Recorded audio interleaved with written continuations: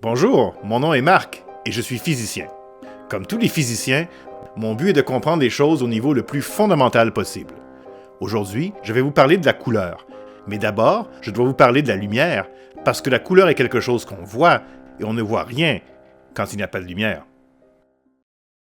La lumière est créée par des sources lumineuses, comme le soleil ou les ampoules électriques. Elle est constituée de petits paquets d'énergie appelés photons. Les photons se déplacent très vite, à la vitesse de la lumière. Mais ils possèdent également une sorte de vibration. On appelle fréquence le nombre d'oscillations qu'ils effectuent chaque seconde. Les photons oscillent à différentes fréquences. Par exemple, la plupart des photons émis par le soleil ou par les ampoules électriques ont des fréquences comprises entre 450 et 750 millions d'oscillations par seconde.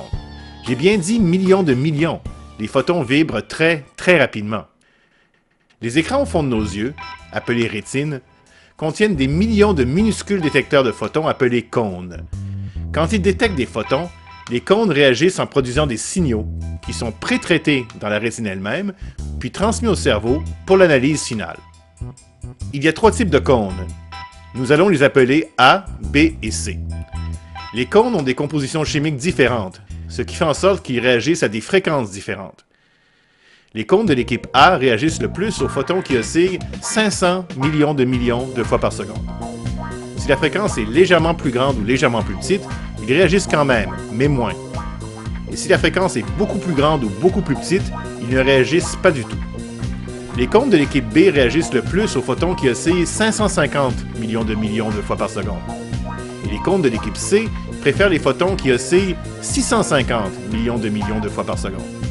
Nous sommes maintenant en mesure de comprendre pourquoi nous voyons un objet donné avec une couleur particulière. Commençons par une fraise. Elle est constituée de composés chimiques qui absorbent les photons de la plupart des fréquences, mais elle ne contient aucun composé qui absorbe les photons qui oscillent 500 millions de fois par seconde. Ces photons sont réfléchis, pénètrent dans les yeux et réagissent fortement avec les cônes de l'équipe A. Quand cela se produit, le signal qui est acheminé au cerveau se traduit par la perception visuelle rouge, par un procédé complexe qui n'est pas encore entièrement compris. Une lime ne contient pas les mêmes composés chimiques qu'une fraise. Elle absorbe les photons qui ont des fréquences inférieures à 500 et supérieures à 600 millions d'oscillations par seconde. Et elle réfléchit les photons qui oscillent environ 550 millions de fois par seconde. Exactement ce qui est requis pour exciter les cônes de l'équipe B. Ceux-ci réagissent fortement et le signal qui est envoyé au cerveau fait en sorte qu'on perçoit la couleur verte. Un bleu absorbe la plupart des photons, mais réfléchit ceux qui oscillent environ 650 millions de fois par seconde. Cette fois, ce sont les photons de l'équipe C qui réagissent fortement, et le résultat est qu'on perçoit la couleur bleue. Il y a des objets comme les cubes de sucre qui réfléchissent la plupart des photons à toutes les fréquences. Quand ces photons pénètrent dans les yeux, les cônes des 3 équipes réagissent fortement et génèrent des signaux. Quand cela se produit, la sensation visuelle qui en résulte est le blanc. Ainsi, même si nous possédons seulement 3 types de cônes, nous pouvons voir beaucoup plus de couleurs que seulement le rouge, le vert et le bleu. Par exemple, la pelure d'une banane absorbe la plupart des photons qui oscillent plus de 600 millions de fois par seconde et réfléchit la plupart des photons dans l'intervalle entre 500 et 550 millions d'oscillations par seconde, ce qui fait réagir fortement les cônes des équipes A et B. La combinaison de ces signaux ne fait pas en sorte qu'on voit rouge et vert en même temps, mais génère une toute nouvelle perception visuelle, le jaune. Quand les équipes A et B réagissent, mais que l'équipe A réagit un peu plus, on perçoit la couleur orange. Quand seules les équipes A et C réagissent, on perçoit la couleur magenta, et ainsi de suite. Les différents objets réfléchissent des combinaisons différentes de fréquences, et cela produit l'incroyable diversité des couleurs qu'on peut voir. D'après certains estimés, les êtres humains peuvent distinguer plusieurs millions de couleurs. Mais il est important de se rappeler que les objets, et la lumière elle-même, n'ont pas de couleur en eux-mêmes. La couleur est une perception mentale. On voit la couleur en raison de la manière dont nos yeux et nos cerveaux sont construits. Certains animaux ont une rétine plus simple, qui ne contient qu'une seule équipe de détecteurs. Ils peuvent distinguer les objets brillants des objets sombres, mais ils ne perçoivent pas de couleur.